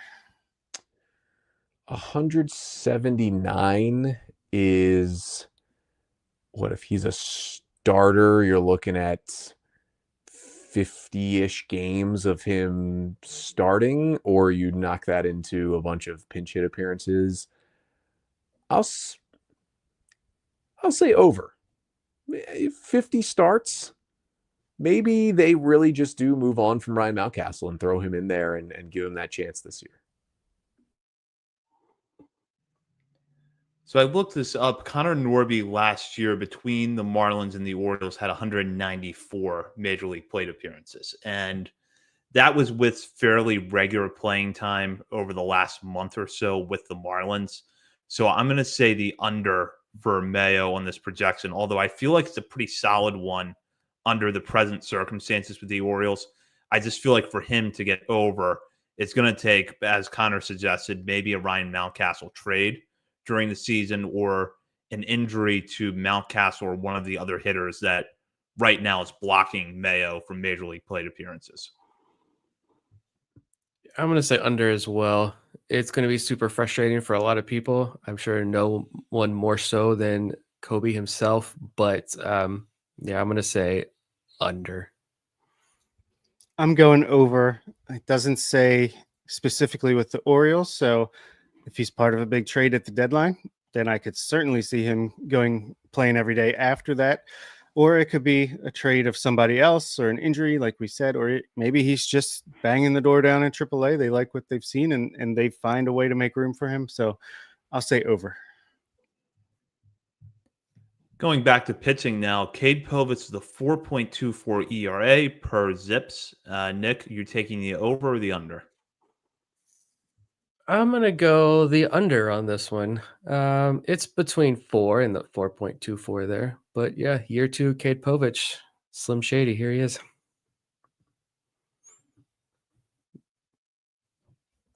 I mean, he had a sub-3 in September. I know that's 1 month. Who knows what he looks like this year in terms of how many starts he gets. He's going to have a big chance here, though. He's going to have, at least 5-6 go-arounds in the rotation before they would even think about going to someone else, whether it's Gibson, whether it's Grayson, whomever. I'll say under. I think he can hold that spot. Smash that under. I think his final ERA is going to start with a 3. And like I talked about in the last episode, I think he's due for a big breakout this year. So, yeah, under 4.24. I'm going to take the under as well. I think there are going to be some ups and downs with Povich this year, but I kind of expect him to finish with an ERA in the low 4s. So under 4.24. I'll go with the under.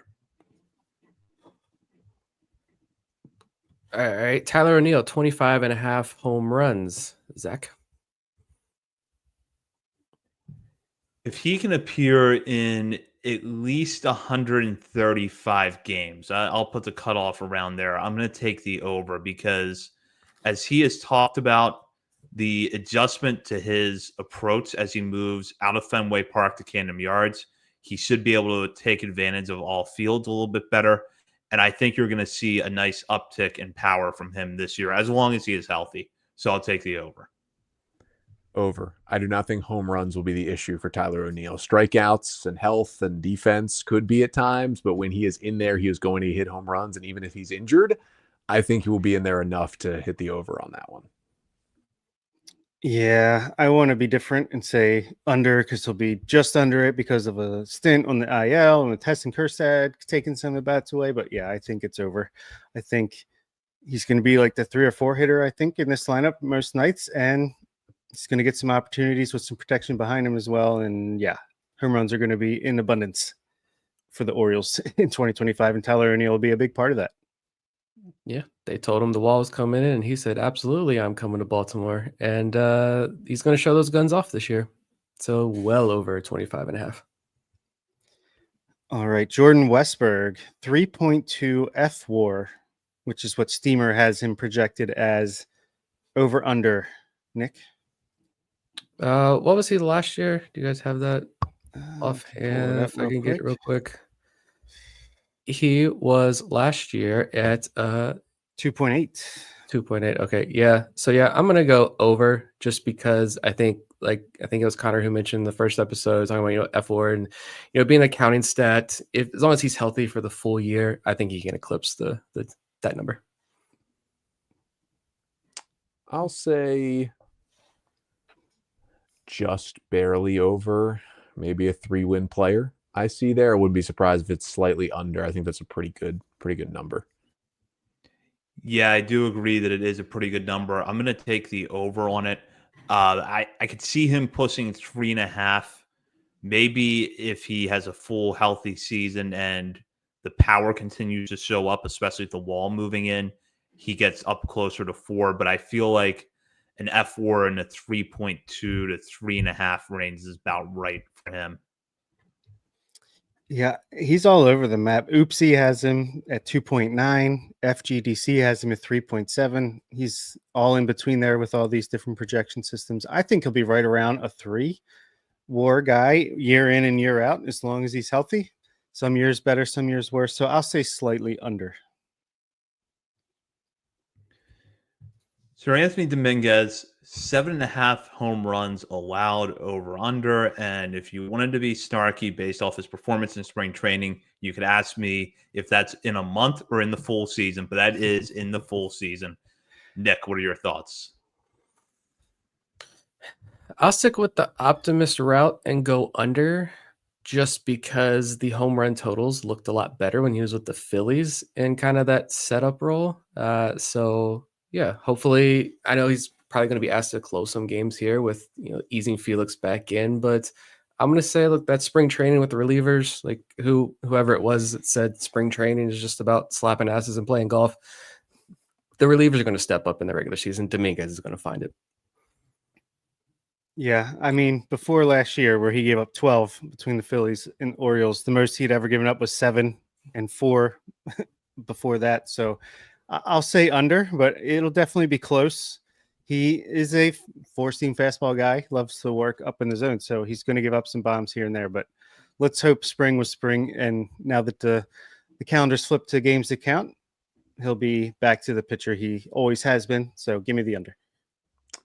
I'll say over. I don't think it kills him, though. I do think he's going to set a new career record for innings this year. His previous was last year at 58 and 2/3. I think he'll, if he stays healthy, pretty easily eclipse 60 in this Orioles bullpen. I just think they're going to ask a lot of this pen this year, and I think Dominguez is a guy they're going to ask a lot of.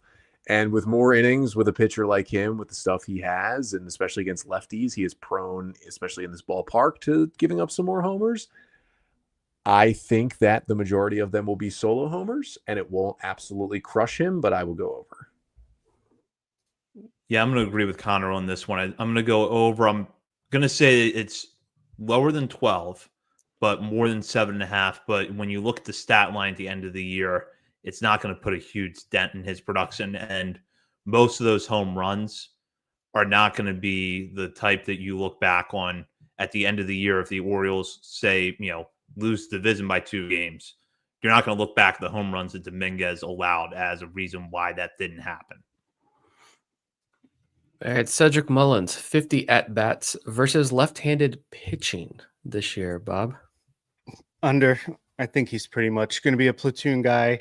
He's going to start on the bench most, if not all, games started by a left-handed pitcher, and come in late in the game for defense, running pinch hitting opportunities. And even when he starts, there might be times when a lefty reliever comes in and he's going to get booted for a pinch hitter, and they can always have Cowser shift over to center field if that's the case. So I'll say under.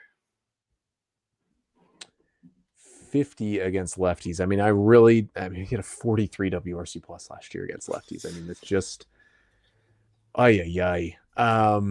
what I will say is that Ryan O'Hearn was in a full platoon last year, and he had 44 plate appearances against lefties. He still found his way into that.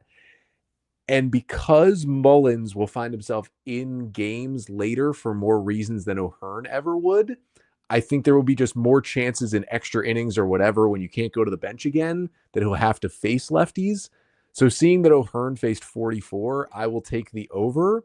I won't love it, but I think just the circumstances of how he fits on the roster, say he pinch hits, sits against a lefty, pinch hits for Laureano in the 7th because a righty's out there. He goes to center field for the rest of the game. You already have O'Neill in there. Laureano's out of the game. And all of a sudden, you're in the 10th and a lefty reliever's out there, and you're not going to burn Gary Sanchez. He's just going to have to hit there. And I think that'll happen enough where he goes over 50. Yeah, I agree with Connor, even with the acknowledgement from my last show that I think the Orioles are going to trade for Kyle Tucker and relegate Mullins to the bench more in the last couple months of the season. There's going to be a lot of times where you're going to have to run Mullins out there against lefties. And I also feel like, for better or worse, Brandon Hyde is kind of a creature of habit when it comes to his defensive alignment. So there will be times where he'll just trust Cedric Mullins in center field more than he trusts Ramon Laureano in a tight lead. So that might mean that Mullins has to go up and have a garbage time at bat against a left-hander with 2 outs and nobody on in the bottom of the 8th inning. The other thing is, if you're ever in a really desperate situation, just have Mullins drop a bunt down. If you got a guy on and he can just get him over, or if he could somehow bunt for a hit, that could be a workaround. If you're ever in a situation where you need him up there against a lefty because you've already run through your bench too much, or you want him out there because of his defense. Hey, that would help my under case because that doesn't count as in a bet. True. Yeah, I'm going over just for a lot of the same reasons you guys mentioned. They're going to want Mullins out there in different scenarios. And yeah, it was bad. But I'm down on Mullins as well. But I'm really hoping that there's no dreams of an extension or anything like that. But I'm hoping, because everyone seems to be collectively down on Mullins and what he can provide this year, I hope he surprises a lot of people and has a really, really strong, productive final year here in Baltimore. I kind of think he will, especially if he plays mostly against right-handed pitching. He hits righties pretty well. I think he'll be like a 110 WRC plus guy. So we'll see. Another outfielder, though, Heston Kjerstad. Why would you sign Taylor O'Neill when you're trying to open up some space for Heston Kjerstad? Will he get more than 400 at-bats in 2025, Zach? I'm going with the under on this one for a couple of reasons. One, I think it's going to take him a while to break out of that platoon mold. And it's tough because you're not going to know until he has a sizable number of at bats against left-handed pitching if he is actually a platoon option going forward or he's an everyday player. But the Orioles in the position they are in are reluctant to run him out there against lefties. And I think it's going to take a while for him to get to the point where the Orioles are willing to have him go out there with a left-handed starter on the mound or not pull him for a pinch hitter in a tight spot, especially with Ramon Laureano around this year. Not to mention, there are clear defensive limitations with Kjerstad, and although the wall moving in left field this year should help that a little bit, I still think you're only going to put him out there in an emergency. In other words, if every other seemingly viable option to play left field is somehow unavailable at that given point, you're not going to want Kjerstad out there. So I think that's going to bring the at-bats total down a little bit. And I'll go under, say he finishes like around 350, 375. I'll go slight under. I was trying to look at some comparisons for playing time. Ryan O'Hearn had 368 plate appearances in 2023, but I believe he didn't really catch on until May of that year, potentially late April, before the Orioles kind of realized he's more than a pinch hitter for how he produced that year. Kjerstad will be on the roster to begin the year, which O'Hearn wasn't. So that should help. I think it'll be close to that 400 number, but a bit under. I think he'll certainly benefit from Tyler O'Neill's injuries, and I think it all depends on how much O'Neill gets hurt. I think Kjerstad will be in and out with O'Neill healthy, and with O'Neill down, I think Kjerstad could play almost every day. I'm going to say this is the year he hits the over. He somehow, some way, whatever magic the Orioles use, and maybe some of that is injuries, but they will get Kjerstad in this lineup more often than I think people think he will be. And he's going to eclipse that 400 at bat mark. Yeah, I agree. I think he'll be like around 425, 450 when all is said and done. And I think, between Tyler O'Neill being a little injury prone, even if he's strictly a platoon guy, Kjerstad, I mean, he's going to be on the strong side, and I think he'll perform. So, give me the over. Grayson Rodriguez over under at 130 innings, which seems like a reasonable aggregate of the projections at Fangraphs, which run generally in the 120. So Zips has him 121 innings pitched, and then you go up to Steamer that has him at 129. That's the range right now. Obviously, when you're guessing this one, you have to factor in when we see him in 2025. But Connor, I'll start with you. Over under 130 innings for Grayson Rodriguez. Under. He missed 2 months last year and threw 116 and 2/3 innings. I think him missing 2 months this year would actually be a good outcome for just the worry of, even though it's not ligament damage, for just the worry of it being an elbow. And that's 116 and 2/3. And let me tell you, when he comes back, I don't think they're going to let it, have him let it rip for 7 innings every night he goes out there. So even if he does come back for 4+ strong months, they're going to slow play him. They're going to skip some starts. They're going to do everything they can to make sure they have him in October. And I think that means going under that number. Yeah, I think it'll be under. I think it'll be like 120. Hopefully, hopefully it's not anything that there's a setback and he needs to miss even more time. So I'll say under, but I'm hopeful that it can at least get close to that number, 130. To go along with my prediction from the first episode, I'm going to say way under that 130, unfortunately. I'm going to take the under as well. That's a good call there by Connor, pointing out that with the 2 months he missed last year, he was pretty well under that total. And I agree. If he only misses 2 months this year, it's going to be a good outcome. So I'm going to take the under on that. And with that, now we'll move into last call, brought to you by Checker Spot Brewing, our new sponsor here of our final segment at Orioles on the Verge. Located at 1421 Ridgely Street, you can find Checker Spot Brewing not too far from Camden Yards, making it a great pre- or post-game stop. And on top of that, new this year in 2025, you will be able to get Checker Spot Brewing at the ballpark. Look for the Bird is the Word, one of their signature beers, behind home plate at Orioles home games this year. And that's from Checker Spot Brewing, the sponsor of our final segment. And let's go into a prediction for the Orioles' best player or one of their best all-around players, and that is Gunnar Henderson, who's going to begin this season on the IL, but will hopefully be back after a very brief stint there. Over under 6.4 F-WAR in 148 games, which is what the BAT and BAT-X have projected for Henderson this year. Now we'll go back to Connor. For 148 games, I believe he'll miss a minimum of 6 if he comes off the IL immediately. So that bumps him to 156. And I think because this year's side issue gave him a little more trouble and made him start the year on the IL, maybe he'll get a few more off days. But 148 is still 8 more days off for one of the best players in baseball. I'm going to say that maybe the IL stint is a little bit longer. He gets a few more off days and he settles in around 145. And because of that, I'm actually going to take the slight under on the F-WAR as well. Not that he can't produce amazing numbers, but it is really, really hard to be an 8-WAR player, and it's even harder to do it again. And I think with this in the mix, the Orioles are going to, again, just with Grayson, but in a different level here, are going to want to make sure he's full force ready to go in the second half. And so we may see a few more Gunnar off days than we're used to, and this team has enough depth to withstand that. Yeah, I think the games is the tougher one. I think he's going to be over on the F-WAR either way, just because if he was fully healthy and on time this season, I think he would have beat his 8 F-WAR from last year. So I think he can beat 6.4, get in the high 6s, low 7s, even if he misses 10 to 15 games or 15 to 20 games, whatever. But as far as 148 games, I think that's a good number. I think he'll be right around that. So I'll just say over altogether.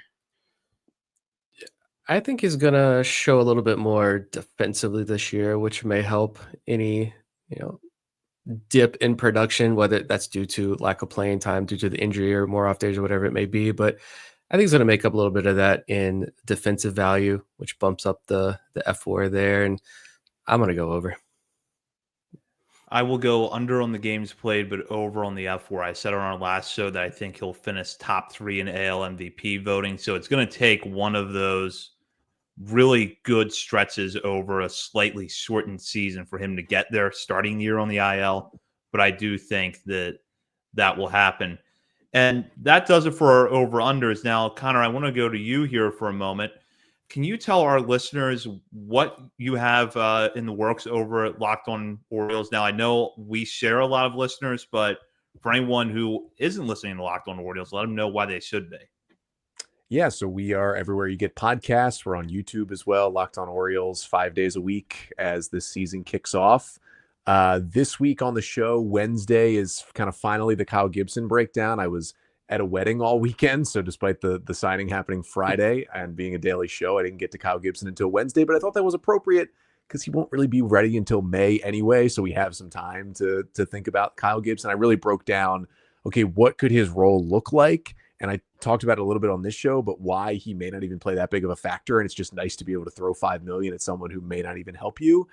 Thursday is kind of cleaning things up, opening day roster, recap of game 1, maybe a live stream over at the YouTube channel if there's a win on opening day. And then the podcast kind of just rolls into the season format. If anyone who's not familiar, joining us for the first time this year, we recap the game from the night before, the morning after, 5 things you need to know, recap the entire weekend on Mondays.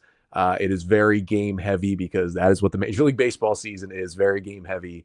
And when you record 5 days a week, you do a lot of game heavy content, but try to dive deep into roster moves, some minor league stuff, everything you kind of need with the Orioles 5 days a week.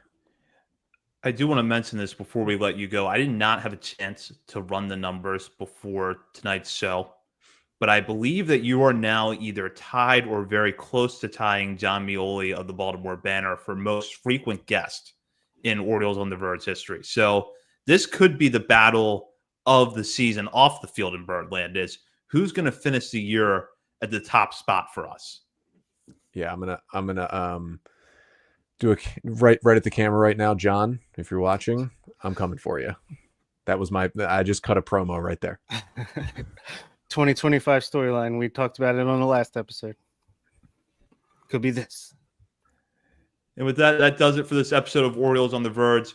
Bob, Nick, and I will be back next week on a different night, probably Tuesday or Wednesday, as the Orioles open at home on Monday. We'll have some coverage not only of the major leagues, but of the Norfolk Tide's first weekend of action and the break camp rosters for Chesapeake, Aberdeen, and Delmarva. Should be out by then, so we'll probably break those down as well. In the meantime, you can check us out on our many social media channels, including Facebook, Instagram, Threads, X, TikTok, YouTube, Blue Sky, and Twitch. We're also over at Substack, OriolesOnTheVerge.substack.com.